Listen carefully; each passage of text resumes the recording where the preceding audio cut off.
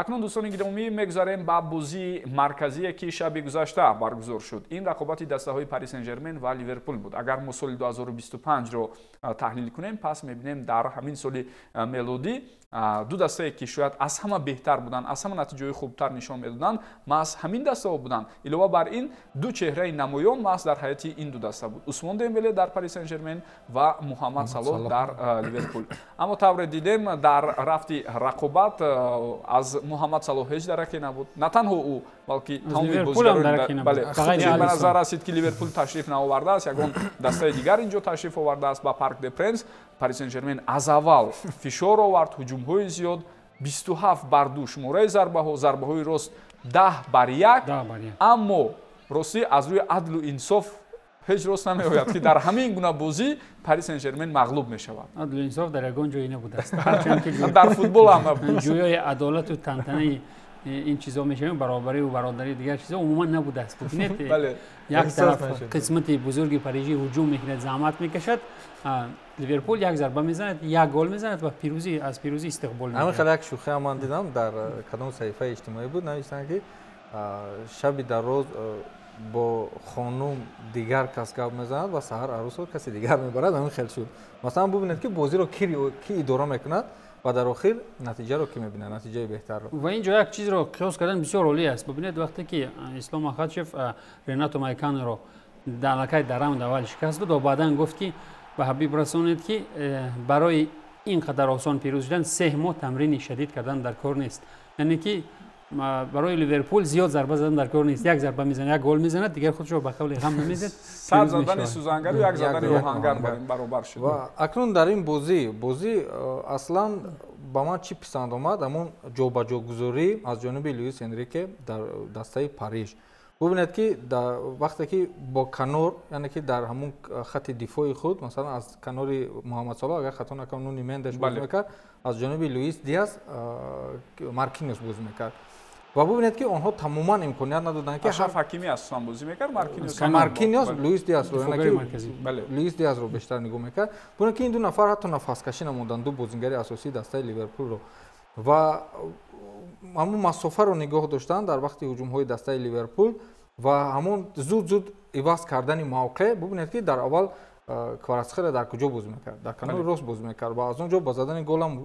мушарраф гардид, вале ҳисоб накардан бозиро ва бод зуд иваз мекард ҷои худро ба канори чап. ҳамин гуна як нав фиреб додани бозингарони шогирдони Слот аз ҷониби шогирдони Луис Энрике воқеан бозиро муяссар гардид барои парижиҳо ки гардон кунанд. бале ва умуман ҳаракатҳои Усмон Дембеле бениҳоят олӣ буд. ӯ ба фарқ аз Хвича Кварацхелия боз ҳам хавфу хатари зиёдтарро эҷод мекард бо ребу равиши худ, бо гузаришҳояш аз канорҳо. Хвича бошад бештар дар задани зарбаҳо бахти худро санҷид, аммо аз сӯи дигар ҳамин шаб девори бузурги чин муқобили онҳо истод. Алисон Бекер ки аз 10 зарба 9 тоашро бартараф кард ва баъд аз бозӣ ӯ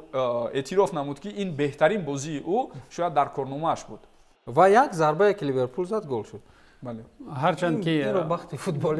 Маркиньос ин қадар меҳнат кард, охирон як вайронкорӣ кард аз оне ки бо хуб мубориза набурд. Харви Эллиот як ассисти бисёрам калидӣ равон намуд ба самти Харви Эллиот. нафаре ки доим танқид мешавад, нафаре ки аз 3 метр ба дарвозаи холи гол зада наметавонад, бубинед дар ин бозии муҳим аллакай як ассисти гирем тилоиро барои дастааш таъмин кард. вале ҷолиб ин аст ки бубинед беҳтарин дастаи дунё Ливерпул умуман ба худ монанд набуд. наход ки дастае ки айни ҳол бо тамоми баромади хеш дар кулли мусобиқаҳо беҳтарин дониста мешавад, як зарба дар 90 дақиқа як зарбаи рост дошта бошад. ва ин ҷо агар қаҳрамонии Алисон Бекер намешуд, мо исоби бузургро медидем. вале далел ин аст ки Ливерпул ба замин боз пирӯзӣ ба даст овард ва ин ҳам боз ба ёд меорад он бозии Пари Сен-Жерменро дар мавсими қаблӣ, чӣ гуна ки 14 зарба ба сутуни тири дарвоза расид, вале ягон бор бориди дарвоза нашуд ва даста аз идомаи рақобатҳо маҳрум шуд. ин хел боз як бори дигар мумкин ки пирӯзӣ ё ки комёбӣ дар Лигаи Чемпионҳо хоси ҳамин даста набудааст ки мудом чунин тавр мешавад. аммо ин ҷо мешавад ки беҳунарии нафароне ки масалан зарба мезананд ҷониби дарвозаи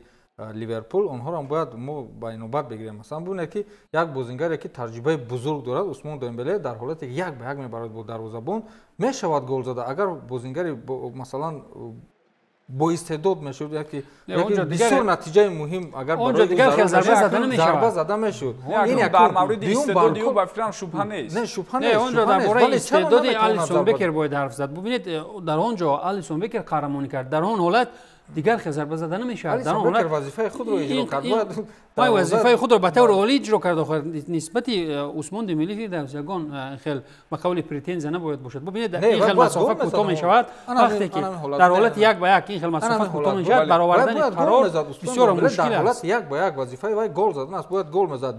دوم بارکولا برای بارکولا در یک دقیقه قریب 3-4 مرتبه فرصت به میون اومد که پیهان ضربه زند ولی ضربه آخرون زده او چی معنی و منطق داشت ما نفهمیدم که دروازه با فرق از که آلیسون بکر از دروازه بیرون شده بود او میتونست که او زد به دروازه خالی که یک دو نفر دفاعگر در مبین بودن میتونست گل زد ولی ضربه رو میزنه به طرف بالا این همین ضربه بله انا همین حالت عموما در همین جا سه امکانیت بود در داوم همگی 10-15 ثانیه ضربه اول دمبله اجرا میکند برطرف شد و دو امکانیت بعدی برای بردلی بارکولا در خلاص با خویچا و عثمان دمبله و فکرم ضعیفتر ماست بردلی بارکولا بود و اگر در خط هجوم یک حملهگری نسبتا ماهرتر نسبتا دارای تجربه خوب در برابر خویچا و عثمان دمبله باشد و فکرم دیگر خط هجومی پاریس سن ژرمن یگان مشکلی نخواهد داشت بله بله در مورد ضربه سوم البته میتوان او را به قول گناهکار کرد ولی ببینید در همین حالت هم ببینید در همین حالت هم وقتی که درباره ضربه سوم حرف میزنیم به بالای دروازه میرود ناانیق میرود ببینید در اینجا علاقه سباسلای مونی توپ شد اینجا یگان چیز گفته نمیشد ولی در حالت سوم ببینید وقتی که در چنین فرصتی کم وقت چنین قدر بازیگران زیاد در پیش روی تو یاته میشن یک چیز یک سراسیمگی هم به میان میاد در فرصت تیزی وقت باید قرار قبول کرد و اینجا البته ما از اینجا گفته میتوانم که این خیلی باید میکرد ولی اونجا مشکل است در همون حالت در همون حالت مشکل است ولی نفری کسبی تر تجربه دارتر ممکن میشد که اجرا میکرد کارو مثلا رونالدو میشد بس شما گل زدن نمیتونید ولی رونالدو علاقه رونالدو یک تا است و در دیگر دسته بازی میکنه خب چیزی دیگر اما مغلوبیت دسته PSG وقتی که همچنین حالت رو استفاده نمیبرند باز در اینجا آرن سلوت باز هم اثبات کرد که او امسال واقعا از 90% سرمربیایی که در دسته‌های اروپایی کار میکنن او بالایی دارد برای چی برای اینکه مثلا صلاح با مندش وقتی که نمیتواند کار کرده صلاح تماما بگن صلاح رو کشت خطا نمیکنیم در اون حالت چیکار کرد او دید که از طرف چپ دیگر یگان امکانیت نیست نمیشه لوئیس دیاز دیگر اون نمیتونن که با او کمک کنن در اونجا دفاعگران پرقوت زیادترن مثلا میشد که از حساب نونو مندش این کارو کنن چیکار کردن اونها الیوت و صلاح دو نفر یک کار کردن که صلاح رو گرفتن و جاش الیوت با میدان برآمد و الیوت یعنی که از مسافه دورتر بازی کرد با اون مندش یعنی صلاح خیلی نزدیک بازی میکرد و باور داشت از خود محمد صلاح ولی الیوت در این حالت دیگر کارو کرد او دورتر بازی کرد و آن همین دور بازی کردن اون مندش رو اندکی مثلا همون سطح دفاع کنی او رو اندکی دیگر کرد و او به کار دیگر مشغول شد و او راهی ازنوتر رو پیدا کرد و در معذرت ایمانبک در آغاز همین حمله اگر اهمیت دهید هجوم رو کی آغاز میبخشد باز هم آلیسون بکر با ضربه قوی از نزد دروازه خود و این هم جای تاکید است که نه تنها در خط دروازه خود کارنمایی بزرگ نشان داد با فرق از دوناروما که همگی یک ضربه رو سوی دروازه او بود و دروازه‌بان ایتالیایی اون رو هم برگردوندن و روسا میتوانند با صدا بلند کنند که سفانو میتواند در دروازه رو اشغال کند ولی ببینید در مورد وظیفه خارویولیت گفتید صلاح برای چی نزدیک میشد اقتداری دریبلینگ دارد میتواند دل نفر گذاشتن ولی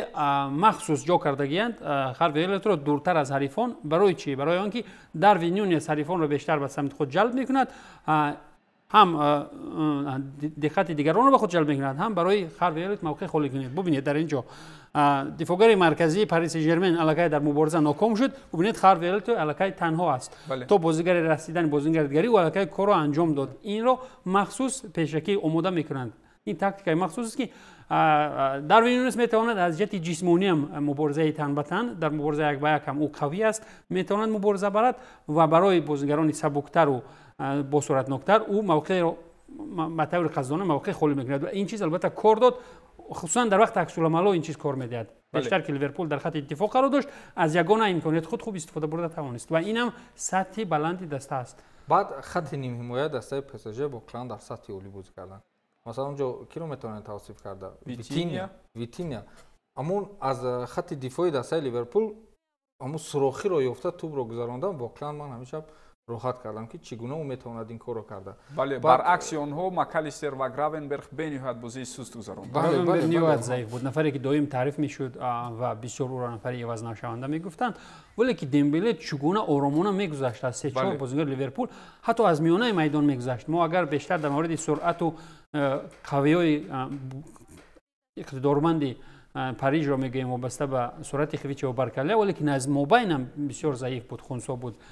дастаи Ливерпул. бале рости ҳамин гуна ҳаракатҳои Дембеле маро ҳам дар шигифт гузоштанд. Умуман дар ин сатҳ махсусан дар ҳамин гуна бозиҳои бузург ҳунарнамои ӯро кам дар хотир дар Борусия Дортмунд чунин тавр дар Борусияи Дортмунд як мавсим оғози корнамояш буд, онҷо ҳам гӯем ба таври доимӣ ҳамин гуна натиҷаҳо ба қад гирифта нашуд. дар баъзе бозиҳо